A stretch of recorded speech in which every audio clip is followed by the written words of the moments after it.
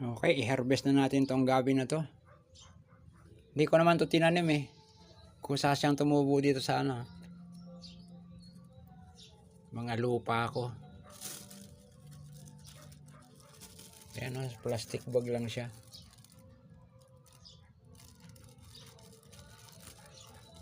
Baka may laman na to.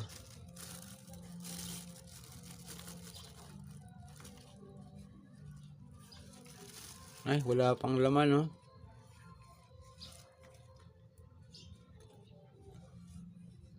Wala pa siyang laman guys.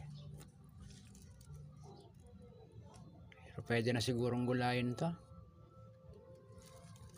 Isang ano siya? Isang tasa pag naluto. Oh, pwede na to.